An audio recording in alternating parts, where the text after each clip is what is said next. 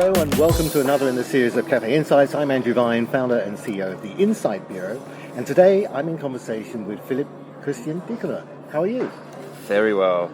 Philipp describes himself as a digital humanist and was focused much of his time around the critical role of trust in business. Indeed, you've been an author of a book called The Trust Economy, which talks all about building strong networks and value in the digital age, and also another book entitled Reset, which helps us rethink our world and how to create a new and different future. Very interesting stuff. He's an innovation strategist, an advisor, and of course a global speaker. And that's where we come in, working together on events and conferences and things like that. So, first of all, Philipp, you're based here in Singapore, although you do spend quite a lot of time in Europe. You're German by birth, but Singaporean by residency. Perhaps, yes, by association. So how much time do you spend here? It really depends, I think. Perhaps we are a little bit less tethered than we used to be, especially after COVID. Well, you're always on the move, I know that. But yes. I want to take this opportunity to talk about trust. One of those things we were just chatting earlier that we kind of take for granted in a way, but in other ways we don't really think deeply enough about this, because this is a very interesting lens to look at how the world is changing. Tell us a little bit about how trust has been such a fundamental, important role for business. Well, you can't exclude trust from the relationship between humanity and technology and digital, which is so critical to our current experience. In a way, trust is involuntary, and involuntary things govern over 90%, some say, of our day-to-day decisions and lives. So should you not think about it? Oh, absolutely, it is essential to think about these things. Yeah. But because they're involuntary, we first of all have to notice them. And we have to notice the patterns. And that's really where trust plays such a massive role, because it is really about involuntary patterns running every day. Do you choose why you dislike or distrust someone? Often you don't. It's more about fear and other deeper emotions. Is this something that's becoming more critical? I mean, is this something that's becoming much more front of mind? Are we deliberately thinking about our concerns about our level of trust? I think we are deliberately thinking about trust. We're also deliberately, consciously outsourcing conscious trust building to technology, meaning that we are freeing our rational mind from doing that, and we're sort of delegating it to technology, which may see us trusting much more fast online than we do offline. And I would say across generations this is the case. We quite willingly put in our credit card details into some online form without thinking about it, and yet for some reason in personal, even like managerial leadership related contexts, we very often are confronted with trust issues. So nothing's changed in that regard. Do you think, though, that there's a higher propensity for Gen Z to embrace this more readily than the Gen X and the baby boomer crowd? I do think Gen Z has a higher expectation of default trust, which means the speed of trust has increased, friction has been reduced, all of this because technology has created a precedent where we can almost trust each other by default. And I do think younger generations have come to expect that. It's also benefited all of society, because who likes distrusting, who likes the friction, who likes what I would call the tax on trust, all of the money and time and data we spend on just getting on a baseline where we can do business and interact with each other. We're getting accustomed to the ease with which technology facilitates human and business interaction. And I think we've come to crave that. But of course, that also has an effect, like fake news and election rigging and all of those are an effect of us trusting too much. So it is about balance, and balance comes from using technology wisely without using it blindly, which is really what has happened with AI. I think many of us have used it so by default that we may not even properly check whether what we are getting back is actually true. And it's highly likely that you have been fooled by or relying on some sort of AI product that hasn't actually given you the result that it promised. So I think this is quite true to human experience right now. I was just thinking, the way we define Gen Z is we say that these are the digital natives. Definitely. And people like myself, I've had to struggle quite hard to become a digital immigrant. I don't think I've done quite well. Do you think it's in parallel we can talk about trust this way, that trust is inherently something that the younger, the Gen Z and the future Gen Alpha are going to just take for granted and have a much easier time with than perhaps the older generations?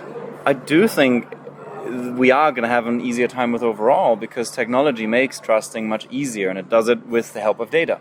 And sort of data scales trust is one of the things I wish to highlight here, because it's kind of what it does. Yeah. So digital technology scales trust, and that scales collaboration and scales connection, scales, well, productivity if you really want to go there, because it does, scales all the good stuff. Now, before we get too excited, the real issue here is a different one. The real issue is that digital culture hasn't spread equally.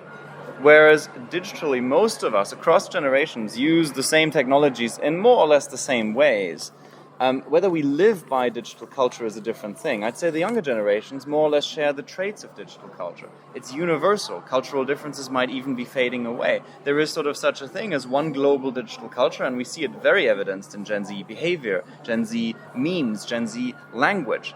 And a lot of us who are a little bit more senior are also coming on sort of board with that. We're kind of coming online to that.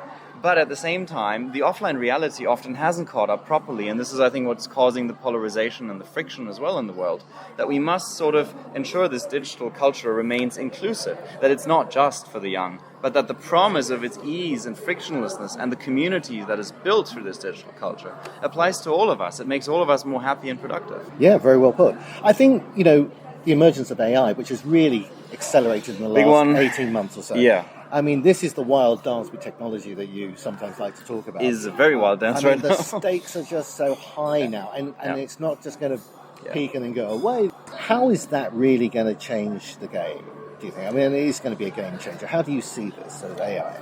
So I think an example, if let's say you've familiarized yourself with OpenAI and ChatGPT, and perhaps you even managed an enterprise integration and you went into production with that, and everyone's sort of happy, hopefully, and all of a sudden gets announced DeepSeek. And within days, everything that you built more or less has become, if not obsolete, then outdated. And all of a sudden you realize there is a better, faster, more accurate solution to do much more perhaps. And that's just, I think, going to be a reality that we face, that basically we have to, it would be helpful for us to become exceedingly agile. But to understand that this agility comes with way more decisioning. It comes with more high-frequency communication. It means that no longer do the segregations of job title and function and any of those traditional structures really apply. So it helps if we were to approach this, one might say, with a more organic understanding, a more, dare I say, humanistic understanding of business in general. Because, if anything, the promise of the digital age is that technology is becoming increasingly able to support what one might call a human social construct, the way we naturally have related for millennia. And that's sort of undoing the rigidity of a corporation, which has sort of put us all in these like functional boxes. So I'd say if you're ready and energized by this, then the promise is great and vast. To embrace it means to understand this is a very different way of living and working. And I think it's a return to form. I think it's probably a return to how we are meant to live.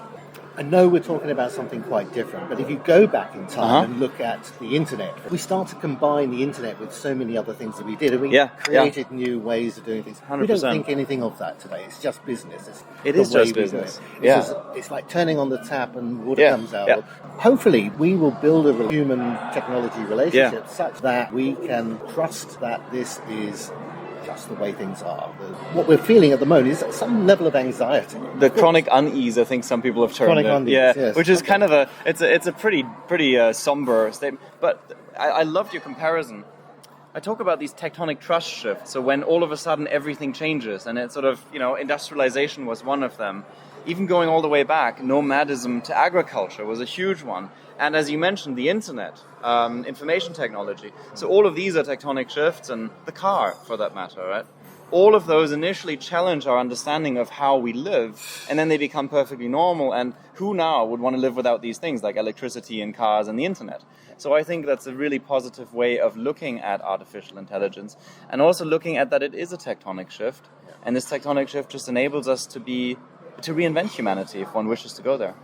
I mean, there are massive opportunities, lots of different areas, but hopefully this is something that rises all boats, if you like, in terms of the... I like that.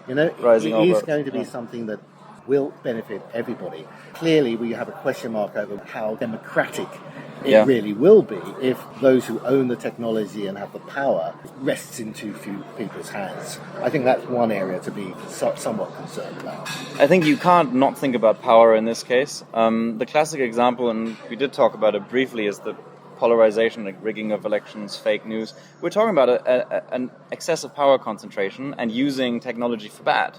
Yeah. But that very same technology, when it's used in a shared and healthy way, can bring about extraordinary good. So we can't dehumanize the equation. In the end, it is us who make decisions, either with good or bad intentions, one might say, that influence how technology is used. Like all technology, like a car cannot be blamed for, running over a human being. It's ultimately not the car that is to be blamed for its force. It is the engineers and the users. And so in the end, we are more in the driving seat than we ever have. And so chronic unease almost suggests that we are not in the driving seat, that we are victims. But exactly the opposite is true. We are more in the driving seat than we ever have been. And I find that is sort of a way of recognizing the agency that we have. That literally we have everything now in our pockets, at our fingertips, and never before have we had such computing power, for that matter, that we can play with pretty much almost, not entirely, but almost free of charge. Wow. Such a lot to think about in this topic, isn't there? My mind is racing. But the thing is, we've talked a lot about the human level of it as individuals. Yeah. But the aggregate of that, of course, is like how do companies, it's not just individuals that have to question mark, what is my future role, value add is going to be? Many organizations are facing potentially an existential question. Are they still going to be in business doing what they know they do today in 5 years, 10 years' time? Perhaps in an old-fashioned way, this existential crisis may be a way of tabling the concept of mastery. Companies come and go, Fortune 500s come and go, yet some of the most extraordinary companies around the world have been around and they have stood the test of time. So in the end, this is, I think, a really strong, urgent call for excellence. And if we're not too exhausted by this current world, but if we are rather fascinated and delighted by it, and perhaps wondering curiously how we might use all this beautiful new potential, then it might actually lead us on a quest for mastery. And mastery is ultimately a very, very personal quest. It's also deeply purposeful and fulfilling. And I think it is highly infectious in a good way. That a leader that displays a personal quest for mastery is a leader that's easy to trust, easy to follow, and also a leader that will instill a similar sense of purpose in its team. Like, in the end, mastery is infectious. And I think that's probably the most human way to sort of land on that particular topic.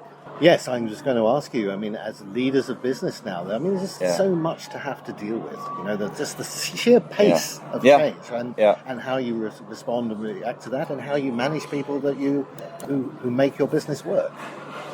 There is. It's this concept. I think we may be a little bit too seduced by the idea of chronic unease, by the idea of being a victim, by the idea of being overwhelmed, when in reality we've never had greater agency, we have never had greater power, and we've never had a faster ability to change. In fact, the collective love for technology is one of the greatest levers for change in society. And this, I think, we often overlook. So at the end of the day, I think this is a time for less is more. Less bureaucracy, less process, less doubt, to sort of go from what a friend of mine has called shifting from foolproof to fail-safe.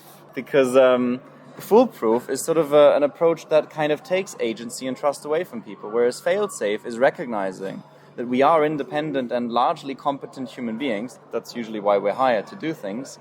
But at the same time, it also recognizes that things may fail and that none of us is perfect. And so it designs for fail-safeness instead of designing for foolproofness. Interesting concept, yeah. Well, this is fascinating stuff. I feel exhausted just talking to you and thinking about this. Oh, no. But we've only just started, really. Exhausted, or let's hope you're inspired, or just a little. Hopefully this was insightful. No, I think the pace of change is what I'm saying. That's exhausting, isn't it?